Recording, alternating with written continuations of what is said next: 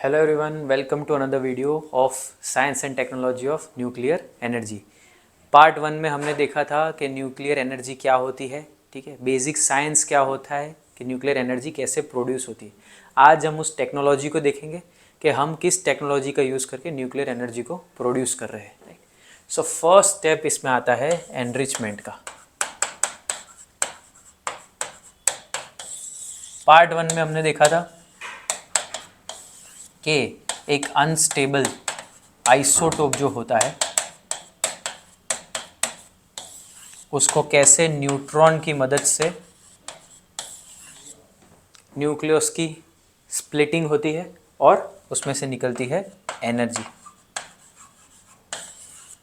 ठीक है, तो आज हम देखेंगे उस एनर्जी का यूज़ कैसे करते हैं फॉर प्रोड्यूसिंग इलेक्ट्रिसिटी। हमने देखा था यूरेनियम जो 238 है वो नेचुरल फॉर्म में मिलता था, लेकिन इसका भी जो सबसे रेडियो एक्टिव आइसोटोप है, जो सबसे अनस्टेबल है, वो है यूरेनियम 235। सो U235 जो है वो सबसे अनस्टेबल है, इसलिए इसको यूज़ किया जाता है।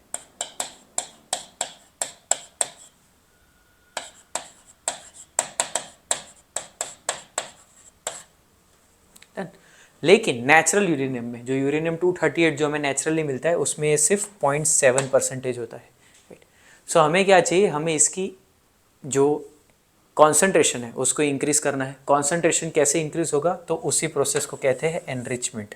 ठीक है, एनरिचमेंट करने से क्या होता है, जो एक U235 जो U238 के अंदर उसका ज़्यादा अनस्टेबल, ज़्यादा रेडियो एक्टिव पार्ट है, उसको हम लेते हैं और उसको एनरिच करते हैं। इस एनरिच्ड वर्जन को हम एनर्जी प्रोडक्शन में यूज़ करते हैं। हमें ज़्यादा अमाउंट में U235 चाहिए। जब वो 3 to 5% तक हम उसको एनरिच कर लेते हैं तब होता है, हमें मिलती है सिविल न्यूक्लियर एनर्जी प्रोड्यूस करने के लिए हमारे पास फ्यूल आ जाता है। ठीक है, this is the most used for civil electrical power. So we have to go through enrichment, that is one process. This is a man-made product, right? This is the natural occurring uranium 238, उसके अंदर 0.7% जो है uranium 235 है और उसको enrich करके 3 to 5% पर लाके हम उस पर एनर्जी निकाल सकते हैं। That is one thing. Now enrichment से क्या होता है, एनरिचमेंट से जो नेचुरल यूरेनियम था उसके अंदर जो हमारे पास प्रोडक्ट था 0.7% यूरेनियम 235, उसको एनरिच करके हमने देखा 5% के आसपास ले जाते हैं तो हमें मिलता है सिविल पावर के लिए न्यूक्लियर एनर्जी। ठीक है, उतना इनफ है, उसमें से जो एनर्जी निकल रही है उसको हम यूज़ करके इलेक्ट्रिसिटी प्रोड्यूस कर पा रहे हैं। लेकिन अगर उसको आगे ले जाए 20% तक, ठीक है, तो वो हाईली एनरिच यूरेनियम हो जाता है। ये 20% वाला जो है 20% U235 एनरिच जो है, इसको हम रिएक्टर रिसर्च में यूज़ करते हैं। रिसर्च के लिए यूज़ किया जाता है। U235 जो था वो हम इलेक्ट्रिसिटी के लिए यूज़ कर रहे थे। इसी को कीमोथेरेपी के लिए भी यूज़ किया जा सकता है for cancer. So multiple uses है, इट्स नॉट ओनली अबाउट कि हम उसको सिर्फ एनर्जी या वेपन्स के लिए यूज़ कर रहे हैं, हम उसको कैंसर के लिए भी यूज़ कर रहे हैं। ठीक है, कुछ टाइप के पेस्टिसाइड्स वगैरह बनाने के लिए भी ये चीज़ यूज़ की जाती है। ठीक है, फिर स्टेरिलाइजेशन के लिए यूज़ किया जाता है मेडिकल इंडस्ट्री में। मल्टीपल यूजेजेस है, बट वो सिर्फ 235 जो है एनरिचमेंट 5% तक करने से हम वो सारी हमें जो है फैसिलिटीज़ मिल जाती है। 20% पे हम रिसर्च रिएक्टर्स में यूज़ करते हैं एनरिच्ड वर्जन, और जब वो 90% तक हो जाता है तब उसको अनकंट्रोल्ड लेवल पे हम उसको वेपन्स में यूज़ करते हैं। हम उसको कोई कंट्रोल नहीं करते, इस एनरिच यूरेनियम को हम ड्रॉप करते हैं और वो होते हैं हमारे न्यूक्लियर वेपन्स। राइट, तो एनरिचमेंट प्रोसेस जितनी बढ़ती जाती है उतना वो डेंजरस मटेरियल होता जाता है, उतनी ज़्यादा एनर्जी उसमें से निकाल सकते हैं हम क्विकली, और इसीलिए जो हाईली एनरिच्ड वर्जन है 90% वाला, उसको हम वेपन्स के लिए यूज़ करते हैं। सो इलेक्ट्रिसिटी के लिए हमें चाहिए थे 3 to 5%, राइट। आज हमारा फोकस उसी पे रहेगा 3 to 5% वाले पे, और कैसे हम उससे एनर्जी प्रोड्यूस कर रहे हैं। सी जब शुरुआत होती है हमारी तो हम 83% एफर्ट जो है हमारा सिर्फ 3 to 5% एनरिचमेंट में चला जाता है। थोड़ा और करे तो 20% पहुंच जाते हैं, और थोड़ा ही और करे तो 90% क्रॉस कर जाते हैं। तो वेपन्स जो हमें बनाने हैं, न्यूक्लियर बॉम्ब्स जो बनाने हैं, उसका रास्ता जाता है न्यूक्लियर पावर से। तो न्यूक्लियर पावर बनाने में जितनी मेहनत लगती है 3 to 5% एनरिच करने में, जिससे हमें न्यूक्लियर पावर मिलता है, उसके कंपैरिजन में वेपन्स बनाना काफ़ी ईजियर है। यहाँ से वेपन्स तक का रास्ता बहुत सिमिलर ईजिली जाता है। इसीलिए कहते हैं न्यूक्लियर एनर्जी जो है वो न्यूक्लियर वेपन्स पे जाने का एक स्टेपिंग स्टोन है, right. So enrichment is a process. अगर आप एनरिचमेंट कर पा रहे हैं, अगर आपके पास टेक्नोलॉजी है, तो आप सिविल एनर्जी तो प्रोड्यूस कर ही सकते हैं, कीमोथेरेपी वगैरह के लिए भी आप प्रोडक्ट्स बना सकते हैं, लेकिन वेपन्स पे जाना भी बहुत ईजी है वहाँ से। एनरिचमेंट की बात करें, किस तरह से एनरिचमेंट हो सकता है। एक है कि यूरेनियम 238 जो है हमारे पास, उसके कंपैरिजन में यूरेनियम 235 जो है लाइटर है, ठीक है। तो एनरिचमेंट कैसे होता है, सेंट्रीफ्यूगल एनरिचमेंट है। पूरे यूरेनियम 238 का जो मिक्सचर है, जिसमें 0.7% यूरेनियम 235 है, उसको गैशियस फॉर्म के अंदर हम उसको भेजेंगे, ठीक है, यूरेनियम हेक्साफ्लोराइड के फॉर्म में। जब ये स्पिन होगा बहुत ही फास्ट पेस पे, तो जो लाइटर वर्जन है वो बीच में रह जाएगा बिकॉज ऑफ सेंट्रीफ्यूगल फोर्स। जो हायर मटेरियल है, this is the higher version, ठीक है, वो सेंट्रीफ्यूगल फोर्स की वजह से साइड में चला जाएगा। जो लाइटर वर्जन है वो हमें मिलेगा एट दी सेंटर, और इसको हम एक्सट्रैक्ट कर लेंगे। That is our enriched form, ठीक है। सेंटर में से जो हम मटेरियल लेंगे वो ज़्यादा एनरिच होगा इन यूरेनियम 235, क्योंकि थोड़ा सा uranium 238 because of being heavier side में चला जाएगा। This is one method. एक और है जिसमें हम जो है मेम्ब्रेन्स का यूज़ करते हैं। These are very complex technologies, but हमें उतना डिटेल में नहीं जाना है। हमें ये समझना है कि टेक्नोलॉजीज क्या होती है, किस तरह से हम उसको यूज़ कर रहे हैं। मेम्ब्रेन्स में क्या होता है, हम 0.7% एनरिच्ड जो वर्जन है उसको मेम्ब्रेन से पास करते हैं, ठीक है। तो जो लाइटर U235 है वो ज़्यादा इजीली मेम्ब्रेन को क्रॉस करेंगे।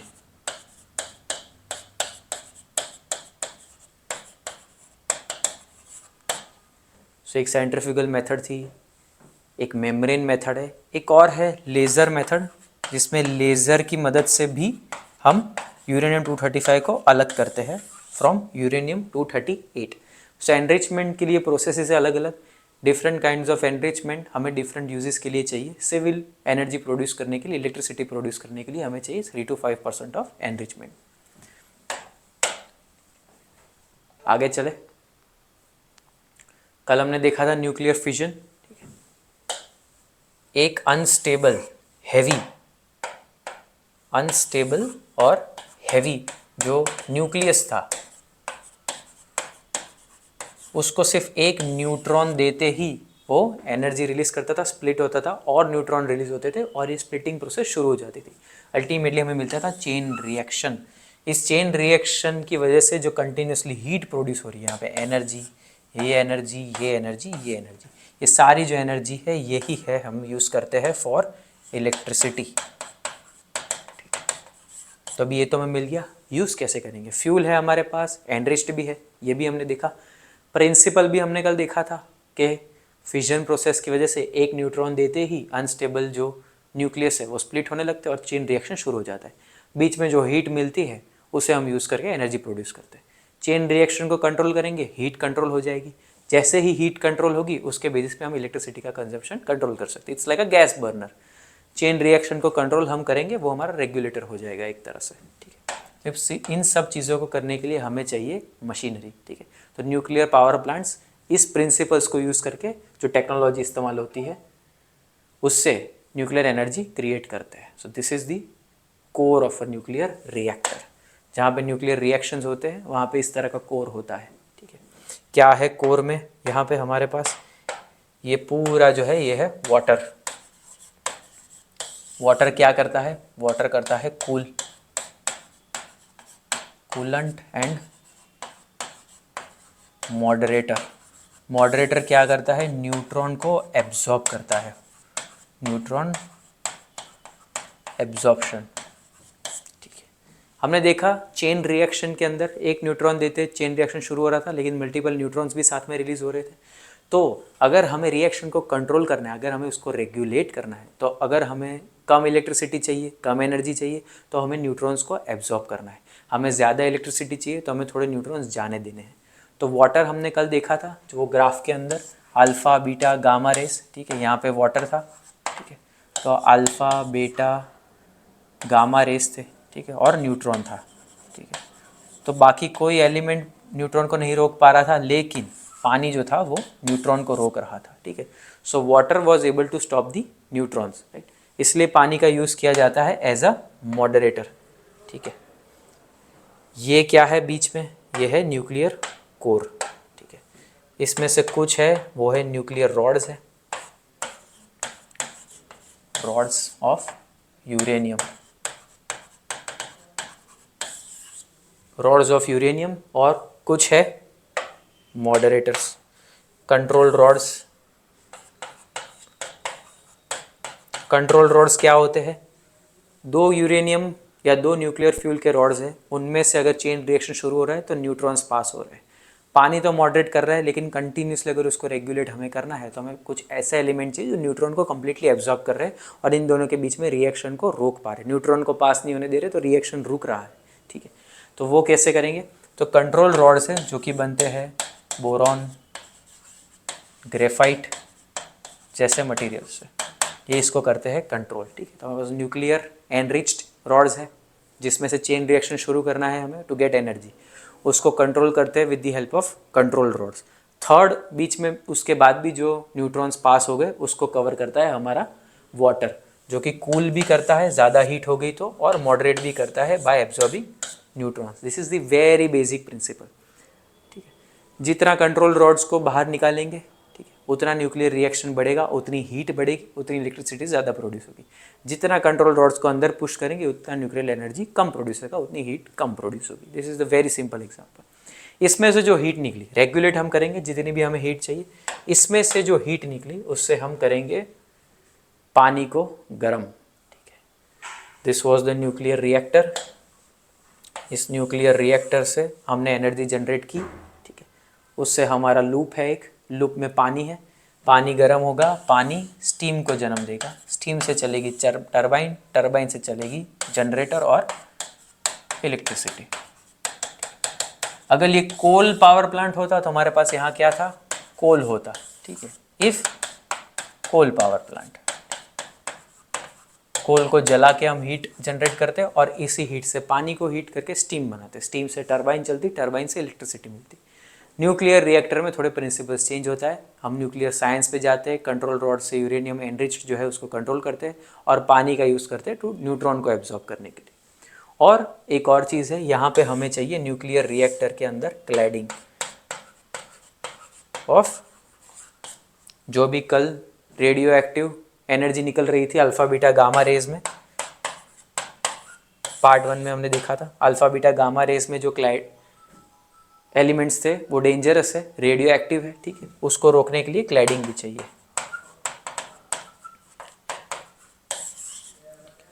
सो जो ऐसी सिंपल्स डिज़ाइंस होती है जिसमें पानी का यूज़ किया जाता है, रेगुलर वाटर, ठीक है, उसको कहते हैं लाइट वाटर रिएक्टर्स, ठीक है। Those are light water reactors. So these are couple of light water reactors, ठीक है। First these are light water reactors.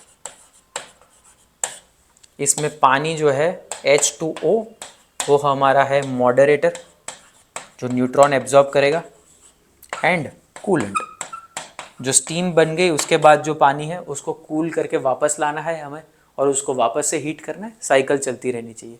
क्योंकि यहाँ पे हमारे पास है रेडियो एक्टिव वेस्ट, इसी के अंदर रेडियो एक्टिव वेस्ट भी है हमारा, ठीक है, जो अल्फ़ा बीटा गामा रेज है उसको एब्जॉर्ब भी किया है, न्यूट्रॉन को भी एब्जॉर्ब किया है, तो इसको रिलीज़ नहीं कर सकते इजीली।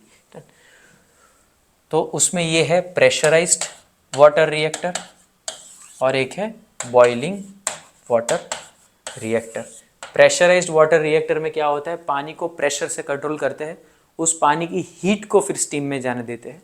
बॉइलिंग वाटर रिएक्टर में डायरेक्टली यहाँ पे ही पानी बॉईल हो जाता है, इसमें इसको प्रेशर किया, सिर्फ हीट को यहाँ पे पास किया, डन। यहाँ पे क्या है, वो ही पानी जो है वो स्टीम कन्वर्ट हो रहा है और तुरंत ही टरबाइन में जा रहा है। एक ही प्रॉब्लम है यहाँ पे प्रॉब्लम क्या है कि स्टीम जो है वो रेडियो एक्टिव कांटेक्ट में आता है, ठीक है। ये जो पानी था वो मॉडरेटर भी था, वही स्टीम बन गया, तो रेडियो एक्टिव वेस्ट टरबाइन तक जा सकते हैं, डैमेज हो सकता है, लीक हो सकता है, इसलिए इसको कंट्रोल करना पड़ता है। टेक्नोलॉजी यहाँ पे आई थी, पहले ये सबमरीन्स में यूज़ किया गया था। Light water reactor first, pressurise light water reactor में पहला वाला प्रेशराइज्ड वाटर रिएक्टर जिसको सबमरीन्स में यूज़ किया गया था। उसके बाद जो बॉइलिंग वाटर रिएक्टर है वो मेन सिविल इलेक्ट्रिसिटी के लिए यूज़ किए गए थे, जो आज इलेक्ट्रिसिटी हम यूज़ करते हैं, ठीक है। ये दो टेक्नोलॉजीज़ जो है ये 70% of nuclear power globally generate करती है।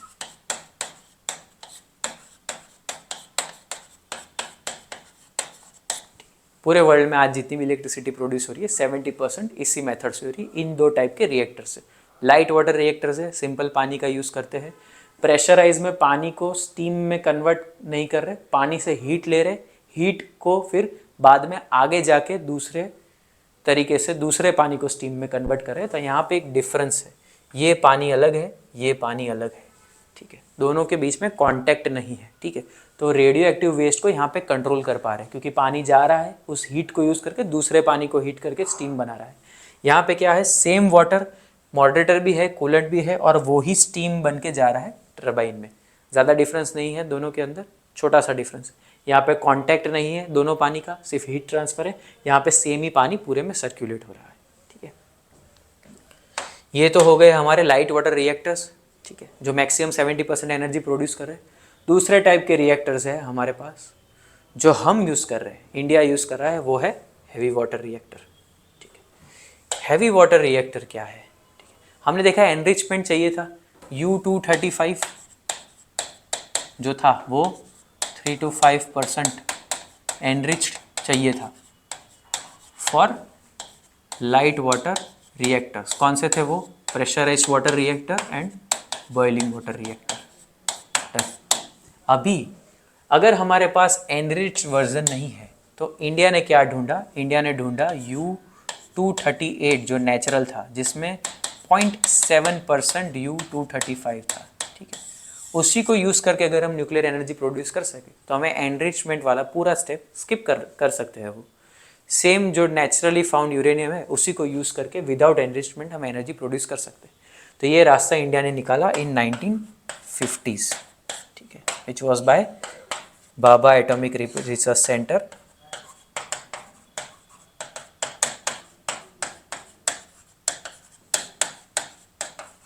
इन Trombay, Maharashtra. Who developed it? Doctor Homi Jehangir Bhabha. So अगर इंडिया की बात आती है तो हम कौन से रिएक्टर्स यूज़ कर रहे हैं, हम कर रहे हैं प्रेशराइज्ड हैवी वाटर रिएक्टर। ये हमारा एक इंडिजीनियस काइंड ऑफ यूजेज है। मैक्सिमम हमारे जो रिएक्टर्स है वो इस टाइप की है।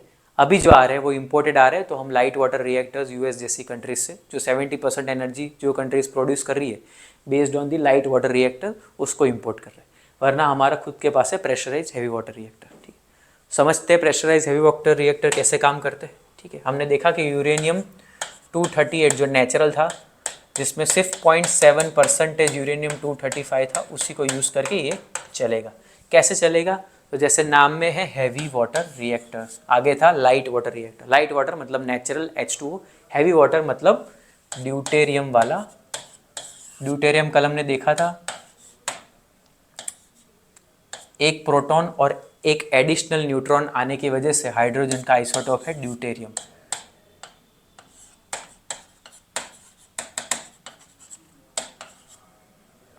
हाइड्रोजन का नेचुरल आइसोटोप, ठीक है। इससे क्या होगा, ये ज़्यादा न्यूट्रॉन्स एब्जॉर्ब कर सकता है, ठीक है। तो हम क्या कर सकते हैं, जो नेचुरल यूरेनियम है उसको रादर देन एनरिच करने की जगह जो ज़्यादा फिजाइल मटेरियल है, जो ज़्यादा न्यूट्रॉन्स रिलीज कर रहा था, ठीक है, उसको रादर देन एनरिचिंग U-235 क्यों बनाया था, क्योंकि उसको ईजी था उसको स्प्लिट करना, ईजिली उसके अंदर से एनर्जी एक्सट्रैक्ट कर रहे थे न्यूट्रॉन दे के, ठीक है।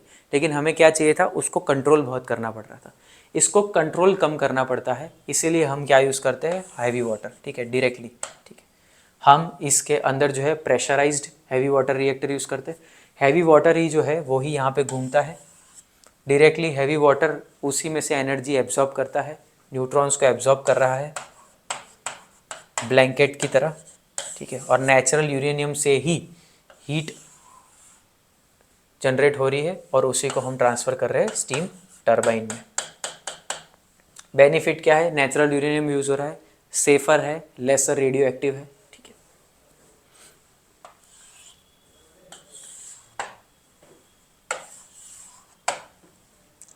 So pressurise heavy water reactors क्या है, इंडिया यूज़ करता है, नेचुरल यूरेनियम का यूज़ कर रहा है, ठीक है, यहाँ पे rather than using the version of enriched uranium, यूरेनियम-235, ठीक है। एक और टाइप है इंडिया के कॉन्टेक्स्ट में जो है फास्ट ब्रीडर रिएक्टर, ठीक है। हमने देखा कि हम यूज़ कर रहे थे नेचुरल यूरेनियम, यूरेनियम-238, ठीक है। लेकिन हमारे पास प्रॉब्लम है, हमारे पास शॉर्ट सप्लाई है इसकी, we are not natural producer, इसीलिए हमने एक नया रास्ता निकाला था कि प्रेशराइज्ड हैवी वाटर रिएक्टर्स को यूज़ करें, ठीक है। इससे क्या होता है, हमारे पास जो वेस्ट निकलता है वो है प्लूटोनियम का। तो डॉक्टर होमी जहांगीर भाभा ही डिसाइडेड कि if we can use this plutonium, ठीक है, to generate more amount of fissile material, ठीक है, दैट वाज द प्लान। ज़्यादा फिजाइल मटेरियल, ज़्यादा और एनर्जी प्रोड्यूस करने लायक मटेरियल अगर इस वेस्ट से जनरेट हो सकता है तो हम एक परमानेंट साइकिल में रिसाइकल करके इस एनर्जी को ज़्यादा सस्टेनेबली यूज़ कर पाएंगे, that was the plan. So fast breeder reactor में क्या होता है, इस प्लूटोनियम टाइप का, प्लूटोनियम-239 टाइप का एलिमेंट जो अल्टीमेटली वेस्ट था, प्लूटोनियम-239 जो अल्टीमेटली वेस्ट था यूरेनियम-238 को यूज़ करने के बाद जो मिलता था, उसको हम रीयूज़ करेंगे, ठीक है। कैसे करेंगे, तो उसको हम यहाँ पे लेंगे, ठीक है, उसको हम देंगे न्यूट्रॉन्स, ठीक है। तो स्प्लिटिंग होगा, रिएक्शन शुरू होगा। ये इतना स्ट्रॉन्ग नहीं होगा क्योंकि वेस्ट मटेरियल से बना था, रिकवर किया था वेस्ट में से, उतना स्ट्रॉन्ग नहीं होगा। लेकिन हम क्या करेंगे, यहाँ पे पानी नहीं यूज़ करेंगे, यहाँ पे यूज़ करेंगे ब्रीडर ब्लैंकेट, जिसमें हम डालेंगे थोरियम एंड यूरेनियम, ठीक है। यूरेनियम-238 जो नेचुरल था वो, और जो थोरियम है 232, हमारे पास थोरियम जो है वो अबंडेंस में है इंडिया के पास।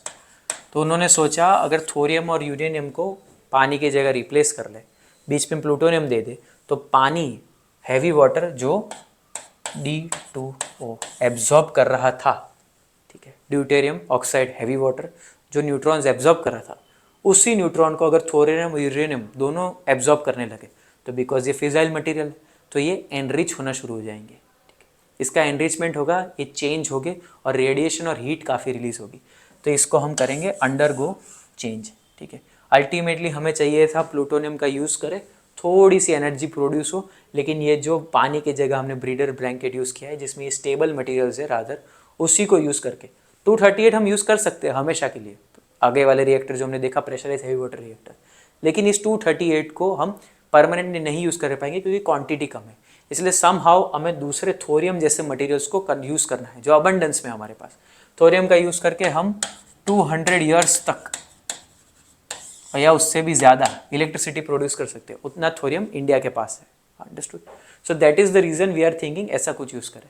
इसका आउटकम क्या आता है, अल्टीमेटली ये दोनों चेंज होते हैं। प्लूटोनियम था, अभी और भी वेस्ट निकलेगा, प्लूटोनियम वेस्ट से रिकवर किया था, प्लूटोनियम अंदर गया, न्यूट्रॉन दिए, न्यूट्रॉन्स जो रिलीज हुए अभी एक्स्ट्रा चेन रिएक्शन की वजह से, उसको थोरियम और यूरेनियम एब्जॉर्ब करेंगे, ये चेंज होगा। चेंज होने से हमें फाइनल प्रोडक्ट क्या मिलेगा, हमें चाहिए यूरेनियम-233। ये एक और टाइप का similar to U-38 and U-235 एक मटेरियल है जो है फिजाइल मटेरियल, जिसको डायरेक्टली यूज़ करके हम कन्वर्ट कर सकते हैं एनर्जी में। सो ये वाला जो स्टेज है फास्ट ब्रीडर रिएक्टर, जैसे नाम में ही है, इसका मेन रोल है less electricity but more material for future use.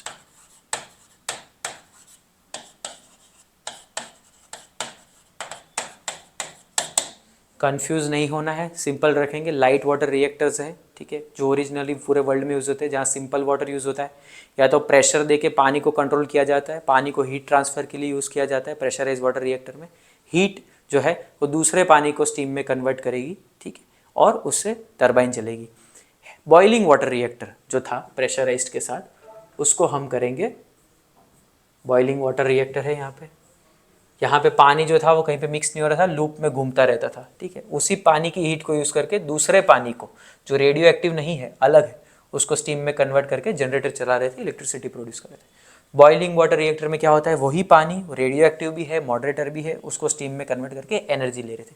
लेकिन ये दोनों एनरिच्ड यूरेनियम से आते हैं, ठीक है, जिसको ज़्यादा कंट्रोल करना पड़ता है, ठीक है, इसलिए इसका स्टेबिलिटी वगैरह बहुत ज़्यादा चाहिए। लेकिन ये दोनों जो थे, दोनों मिलके बन रहे थे लाइट वाटर रिएक्टर्स हमारे पास, राइट, दोनों मिलके लाइट वाटर रिएक्टर बनते थे। फिर हमारे पास था heavy water reactor, India use करता है, उसको प्रेशराइज्ड फॉर्म में यूज़ करेंगे, ठीक है। तो ओरिजिनल जो यूरेनियम है, यूरेनियम 238 विदाउट एनरिचमेंट, उसको यूज़ कर सकते हैं। लेकिन हमारे पास ज़्यादा क्वांटिटी नहीं है उसकी, और ये जल्दी ख़त्म हो जाता है। एनरिच यूरेनियम ज़्यादा एनर्जी देता है, ये नेचुरल यूरेनियम कम एनर्जी देता है। हमारे पास है नहीं बहुत, लेकिन हमें टेक्नोलॉजी चाहिए थी, तो हमने इंडिजिनियस टेक्नोलॉजी डेवलप की, ठीक है। अल्टीमेटली तो यूरेनियम ख़त्म हो जाएगा, हमारे पास उतना है नहीं, एक्सपेंसिव भी है, और इससे ज़्यादा एनर्जी नहीं आ रही थी। इसलिए हमने सोचा ऐसा एक फास्ट ब्रीडर रिएक्टर बनाए, जिसके अंदर एक जो वेस्ट निकला है उसको यूज़ करके दूसरा जो मटेरियल है जो उतना फिजाइल नहीं है, उतना यूजेबल नहीं है, उसको और थोरियम को मिला के कुछ ऐसा रिएक्शन हो जिसकी वजह से हमें मिले नया मटेरियल। नया मटेरियल क्या था, यूरेनियम 233, ठीक है। यहाँ से हमें बाय प्रोडक्ट लास्ट में क्या मिला, यूरेनियम 233। हमारा थॉट प्रोसेस है यूरेनियम 233 एंड नेचुरल जो यूरेनियम 232 है उसको यूज़ करके परमानेंट सॉल्यूशन टू इलेक्ट्रिसिटी मिल जाए।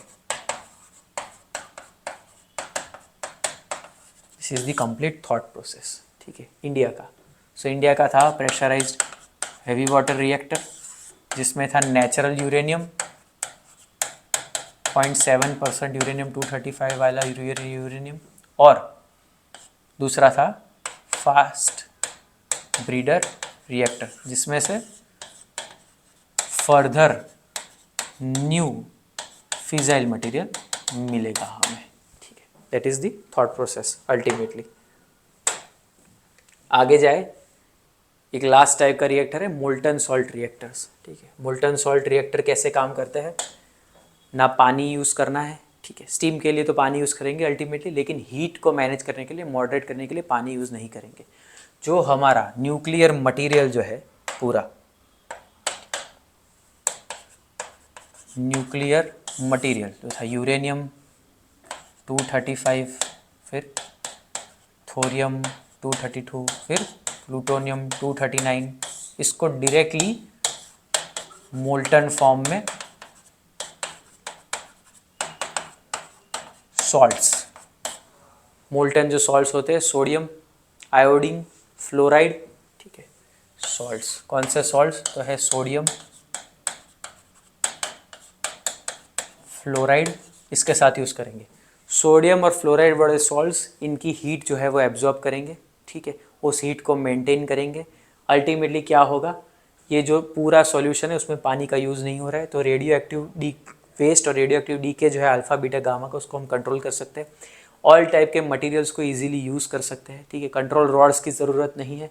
बेनिफिट क्या होगा, अगर ये आउट ऑफ कंट्रोल चला गया, ठीक है, तो कोई ब्लास्ट नहीं होगा, ठीक है, नो मेल्ट डाउन। जो न्यूक्लियर होते हैं, अगर कंट्रोल रॉड्स को, आगे हमने जो देखा स्ट्रक्चर जिसमें कोर देख रहे थे, अगर वो कंट्रोल रॉड्स को ठीक से मैनेज ना किया जाए तो chain reaction out of hands जा सकता है। उससे क्या होगा, we will lose the core, blast हो जाएगा, सारा रेडियो एक्टिव डीके था वो एनवायरनमेंट में ट्रैवल हो जाएगा, ठीक है। तो इसीलिए हमें क्या चाहिए, अगर वाटर को एलिमिनेट कर पाए, स्टीम ना बने, तो ये जो भी मोल्टन सॉल्ट्स है उसको हम इजीली कंट्रोल कर सकते हैं। ये फ्यूचर टेक्नोलॉजी अभी तक हम इसको फाइंड नहीं कर पाए। अभी तक हम सिर्फ पानी वाली मेथड फाइंड कर पाए, जिसमें पानी मॉडरेट भी करता है, पानी हीट भी कैरी करता है, ठीक है। इसको हम अभी ढूंढ रहे हैं, ऐसी टेक्नोलॉजी कर पाए, मेल्ट डाउन ना हो इसकी वजह से। इसका बेनिफिट क्या है? No meltdown plus better efficiency, क्योंकि सब टाइप के एलिमेंट्स को यूज़ कर पा रहे हैं। कूलेंट के लिए भी सॉल्ट्स यूज़ हो रहे हैं, ठीक है, पानी का यूज़ नहीं हो रहा है। मेल्ट डाउन का थ्रेट नहीं है। मेल्ट डाउन होता है तो पूरे सिटी में न्यूक्लियर वेस्ट फैल सकता है और पूरा सिटी खाली करना पड़ सकता है, काफ़ी लोगों की जान जाएगी, ठीक है। मेल्ट डाउन हो चुका है एक बार शर्नोबिल में, जहाँ सडनली जो कंट्रोल रॉड से उसको कंट्रोल स्टॉप करना था, क्विकली अंदर प्रेस करना था, लेकिन लेट हो गया था, कोई इक्विपमेंट माल फंक्शन कर गया, चेन रिएक्शन इतना ज़्यादा हो गया कि जितना भी पानी कोर के अंदर था सारा with in micro second steam में कन्वर्ट हो गया। वाटर इनकम्प्रेसिबल है तो पूरा ब्लास्ट हो गया स्टीम एग्जिट करने के चक्कर में, और जितना भी न्यूक्लियर मटेरियल था फिजाइल वो पूरे एटमॉस्फेयर में स्प्रेड हो गया, ठीक है। तो मोल्टन सॉल्ट रिएक्टर्स का बेनिफिट क्या है? अगर उसके अंदर प्रॉब्लम हो जाती है तो हीट ज़्यादा बढ़ेगी, लेकिन ब्लास्ट नहीं होगा और स्प्रेड नहीं होगा न्यूक्लियर वेस्ट, ठीक है। लेकिन अभी अपकमिंग है, वी हैवंट फाउंड दिस, ठीक है। ढूंढ रहे हैं कि ऐसी टेक्नोलॉजी हम डेवलप कर ले इस प्रिंसिपल के बेसिस पे, तो हम ज़्यादा सेफ मेथड में न्यूक्लियर एनर्जी प्रोड्यूस कर सकें, ज़्यादा एलिमेंट्स को यूज़ करके न्यूक्लियर एनर्जी प्रोड्यूस कर सकें। ये है हमारा programme. India has a 3 stage nuclear programme, ठीक है। जैसे मैंने बोला, प्रेशराइज हेवी वाटर रिएक्टर हम यूज़ करेंगे फर्स्ट ऑफ ऑल, जिसमें हम नेचुरल यूरेनियम का यूज़ कर रहे हैं, एनरिचमेंट की ज़रूरत नहीं है।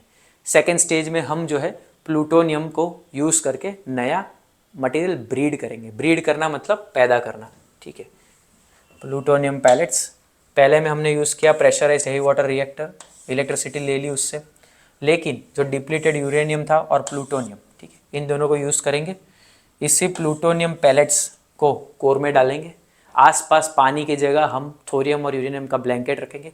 उसका मेन पर्पस एनर्जी प्रोड्यूस करना नहीं है, नया ब्रीड करना है। ब्रीड मतलब बर्थ देना, जनरेट करना नए एलिमेंट को।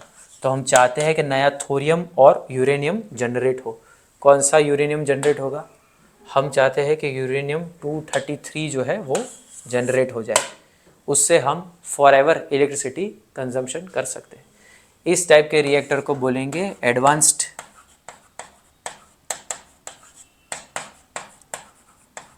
हैवी वाटर रिएक्टर, ठीक है, एडवांस्ड हैवी वाटर AHWR, ठीक है।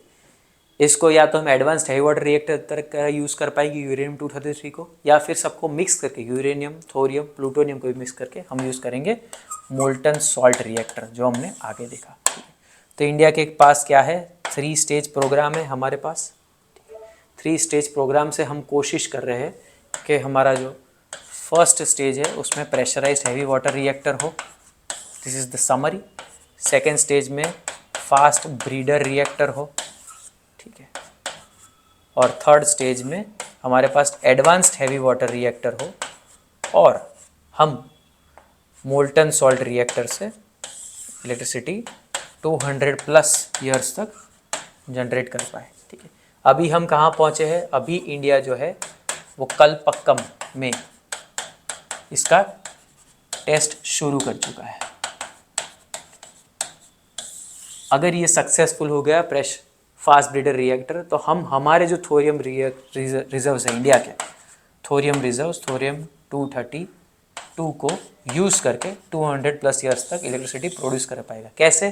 थोरियम जाएगा फास्ट ब्रीडर रिएक्टर में, ठीक है, as a blanket with depleted uranium, some natural uranium and overall the plutonium waste जो यहाँ से आया था, ठीक है, यहाँ से आया था प्लूटोनियम वेस्ट, उसको यूज़ करके थोरियम का ब्लैंकेट बनाएंगे, साथ में थोड़ा यूरेनियम लेंगे, न्यूट्रॉन्स बनेंगे, ये पूरा जो है ट्रांसफ़र हो जाएगा यूरेनियम 233 में। यूरेनियम 233 को यूज़ करके हमेशा के लिए एनर्जी बनेंगे। यूरेनियम 233 कहाँ से आया? थोरियम से आया, ठीक है। थोरियम हमारे पास बहुत है, उसी थोरियम को फास्ट ब्रीडर रिएक्टर में डाल के इतनी एनर्जी प्रोड्यूस करेंगे। सो अभी क्या चल रहा है? कलपक्कम में 2024 में शुरुआत हुई है प्रोजेक्ट की। कुछ सालों में हमें पता चलेगा कि क्या हम थोरियम का यूज़ करके यूरेनियम 233 बना पा रहे हैं। अगर बना पा रहे हैं तो हमारा थोरियम हमेशा के लिए फास्ट ब्रीडर रिएक्टर में हमें 233 देता रहेगा, यूरेनियम 233, और हम एडवांस्ड हेवी वाटर रिएक्टर और मोल्टन सॉल्ट रिएक्टर से एनर्जी प्रोड्यूस कर पाएंगे। ये इंडिया का 3 स्टेज न्यूक्लियर प्रोग्राम है। 1950s में हमने डिसाइड किया था, अभी हम सेकेंड स्टेज पे पहुँचे हैं। ठीक है, इसके अलावा हमारे पास क्या थे, लाइट वाटर रिएक्टर, जो ग्लोबली 70% इलेक्ट्रिसिटी प्रोड्यूस करता था। ठीक है, उसके अंदर आते हैं USA, फ्रांस जैसी कंट्रीज जो इनका यूज़ करेगा। ठीक है, pressurise heavy water reactor India सालों से यूज़ कर रहा है, सिंस 1950s, और चाइना भी यूज़ कर रहा है। ठीक है, और फास्ट ब्रीडर रिएक्टर और एडवांस हेवी वाटर रिएक्टर, इसके लिए भी India and China are the main people, दोनों यूज़ कर रहे हैं। This was the entire crux. Part 1 में हमने देखा साइंस ऑफ न्यूक्लियर एनर्जी, कैसे अनस्टेबल जो आइसोटोप्स होते हैं उनको न्यूट्रॉन वगैरह देने से वो फिजाइल मटेरियल बनते हैं। अलग होता है न्यूक्लियस, बीच में से एनर्जी निकलती है, साथ में रेडियो एक्टिव डीके निकलता है। रेडियो एक्टिव डीके जो है वो डेंजरस होता है, अल्फा बीटा गामा रेज होते हैं, गामा मोस्ट डेंजरस होता है, लेकिन अगर उसको कंट्रोल कर ले तो फिजाइल मटेरियल की एनर्जी यूज़ करके हम एक सस्टेनेबल सोर्स ऑफ इलेक्ट्रिसिटी भी प्रोड्यूस कर सकते हैं। इसमें हमने देखे कैसे एनर्जी प्रोड्यूस होती है, एनरिचमेंट क्या होता है, कितना एनरिचमेंट चाहिए, 2 to 3% फॉर, और 3 to 5% रादर फॉर इलेक्ट्रिसिटी, और 90% जितना हमें चाहिए फॉर वेपन्स। ठीक है, ये हमने देखा। हमने देखा pressurised heavy water reactor natural uranium पे चल रहा था, लाइट वाटर रिएक्टर्स जो चल रहे थे एनरिच्ड यूरेनियम पे, इतना डिफरेंस था। ये दोनों आगे के स्टेज है। फास्ट ब्रीडर रिएक्टर इलेक्ट्रिसिटी नहीं, मेन हमारा यूज़ है कि उसमें से हम नया फिजाइल मटेरियल जनरेट करें। कल्पक्कम में हमने टेस्ट शुरू किए, चाइना भी टेस्ट कर रहा है। आगे का एक स्टेज है जिसका प्रिंसिपल हमने देखा, मोल्टन सॉल्ट रिएक्टर, इसमें मेल्ट डाउन नहीं होगा।